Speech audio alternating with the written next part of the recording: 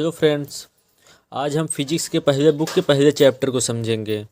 उसमें सबसे पहला टॉपिक है आवेश। तो चलिए आवेश को हम लोग समझते हैं।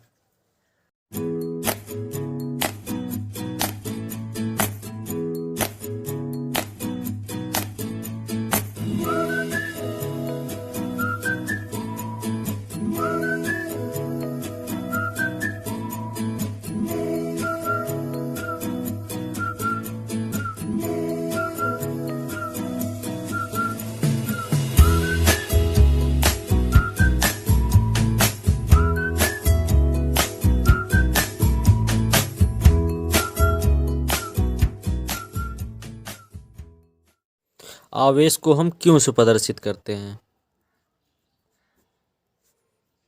और इसका सूत्र होता है क्यों बराबर यानों की संख्या है, इलेक्ट्रॉनों यान की संख्या है। एसआई पद्धति में आया था, कूलाम सी से होता है।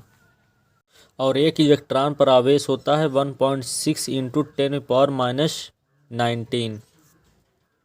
चलिए अब ये समझते हैं कि कोई पदार्थ आवेशित कब होता है। पदार्थ तब आवेशित होता है जब उसमें से इलेक्ट्रॉन या तो निकले या तो वो पदार्थ इलेक्ट्रॉन ग्रहण करे। और पदार्थ का आवेशित होना सिर्फ इलेक्ट्रॉनों पर निर्भर होता है, प्रोटॉनों पर नहीं होता, क्योंकि प्रोटॉन पदार्थ के नाभिक में होते हैं जहाँ से उनका निकलना असंभव होता है। तो किसी पदार्थ में अगर इलेक्ट्रॉन ग्रहण करता है तो वह ऋणात्मक हो जाता है। अगर कोई पदार्थ इलेक्ट्रॉन लेगा, क्योंकि इलेक्ट्रॉन पर माइनस चार्ज होता है, तो ये इलेक्ट्रॉन जहाँ जाएगा वहाँ पे माइनस होगा। तो और यदि यही इलेक्ट्रॉन अगर किसी पदार्थ से निकलता है तो वहाँ पे धनात्मक हो जाता है वो पदार्थ, क्योंकि ये अपने ऋणात्मक चिन्ह के साथ निकलता है। तो जहाँ ये अगर निकल जाएगा तो पदार्थ जो रहेगा वो पॉजिटिव हो जाएगा, अगर नहीं निकलेगा, अगर उसको ग्रहण करता है तो निगेटिव हो जाएगा। तो पदार्थों का आवेशित होना सिर्फ इलेक्ट्रॉनों पर निर्भर करता है, ना कि प्रोटॉनों पर। और यदि इलेक्ट्रॉन और प्रोटॉन बराबर हैं तो जो भी पदार्थ रहेगा वो उदासीन रहेगा, उसमें वो ना तो धनात्मक रहेगा ना तो ऋणात्मक रहेगा, वो पदार्थ आवेशित नहीं होता है। और यदि इलेक्ट्रॉन ज़्यादा हो प्रोटॉन से तो पदार्थ निगेटिव हो जाता है, वह पदार्थ आवेशित हो जाता है और निगेटिव चार्ज में। और यदि इलेक्ट्रॉन कम हो प्रोटॉन ज़्यादा हो तो पदार्थ पॉजिटिव हो जाता है।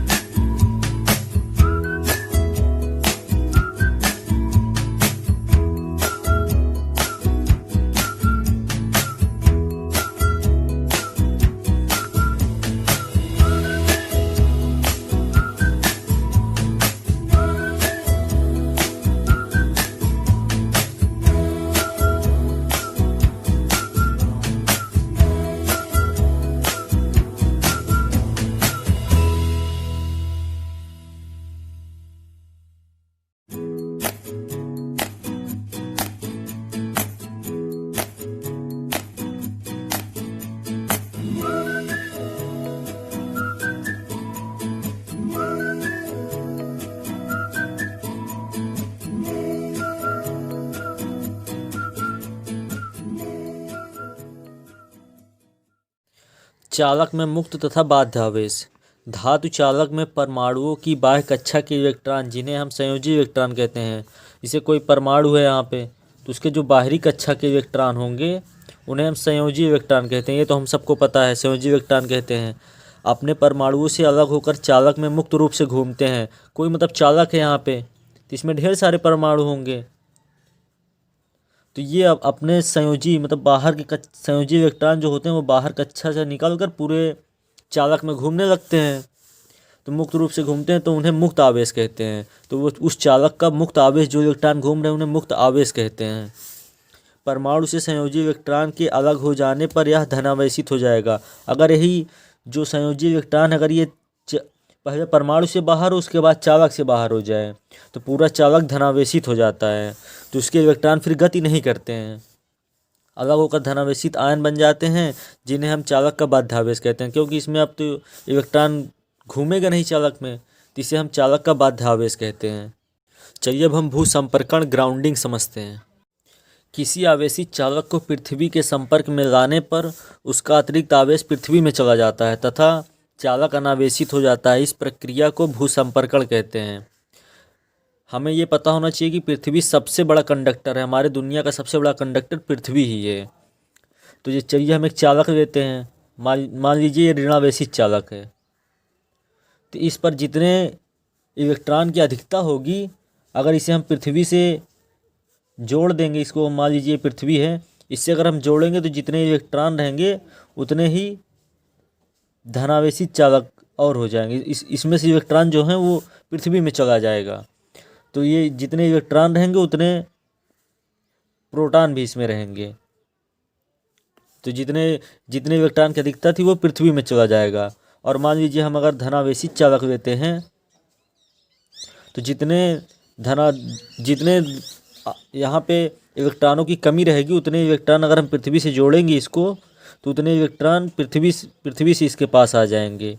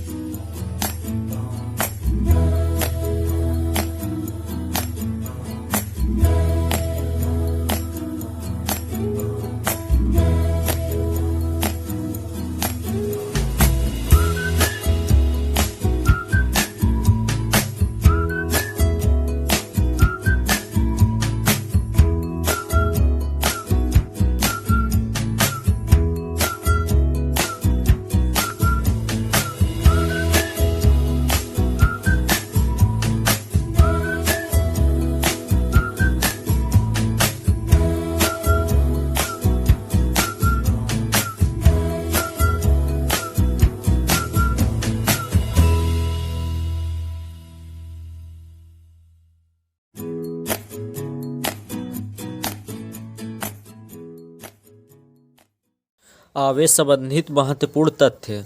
पहला, वैद्युत आवेश एक अदिश राशि है, मतलब इसमें परिमाण होता है लेकिन दिशा नहीं होती कि इस दिशा में उस दिशा, मतलब इसमें दिशा नहीं होता है, इसमें सिर्फ परिमाण होता है, मतलब आवेश का मान होता है या प्लस में या माइनस में।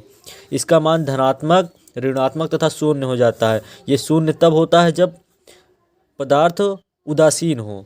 पदार्थ जब उदासीन रहता है तो आवेश का मान शून्य हो जाता है, शून्य हो सकता है, प्लस माइनस शून्य। और दूसरा, वैद्युत धारा की विमा ए होता है तथा समय की विमा टी होता है, टी से प्रदर्शित की जाती है। अतः आवेश का विमीय सूत्र ए टी, या ऐसे भी लिख सकते हैं एम नॉट यल नॉट, मतलब इसका मतलब नहीं होता है, ए टी सिर्फ होता है, बस इसको लिख सकते हैं ऐसे। चलिए अब हम कूलाम का नियम समझते हैं। कूलाम के नियम समझने से पहले हमें ये पता होना चाहिए कि जो प्लस आवेश होता है वैद्युत बल रेखाएं निकलकर अनंत तक जाती हैं, और जो निगेटिव होता है उससे अनंत से चलकर यहाँ पर आकर समाप्त होती हैं, निगेटिव के पास आकर समाप्त होती हैं। तो अगर प्लस प्लस प्लस प्लस रहेगा तो एक दूसरे को रिफ्लेक्ट करता है, मतलब इससे भी विद्युत बल रेखाएं निकलेंगी, इससे भी निकलेंगी, तो ये एक दूसरे को दूर हटाएंगी, तो ये प्रतिकर्षित करती हैं एक दूसरे को। अगर निगेटिव निगेटिव रहेगा तो ये भी एक दूसरे को प्रतिकर्षित करेगा।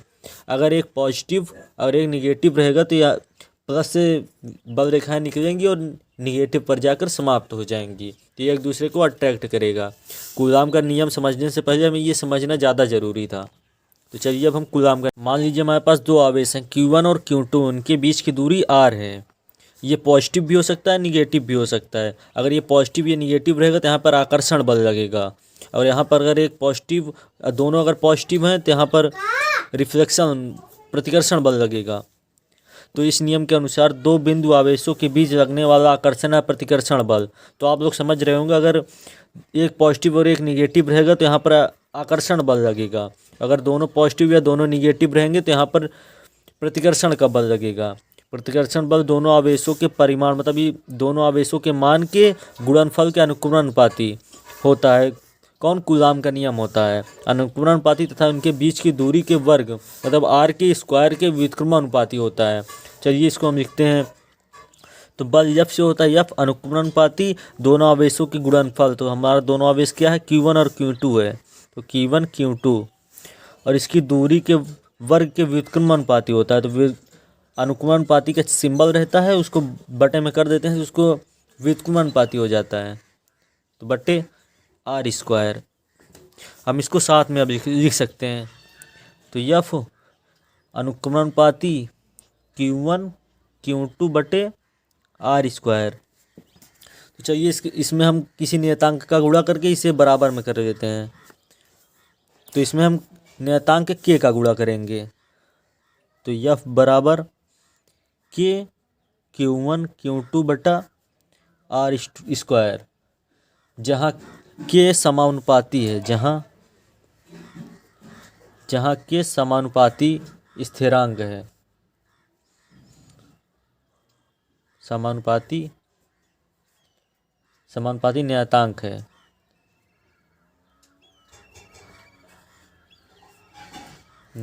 है। जिसे कूलाम नियतांक कहते हैं, जिसे कूलाम नियतांक कहते हैं।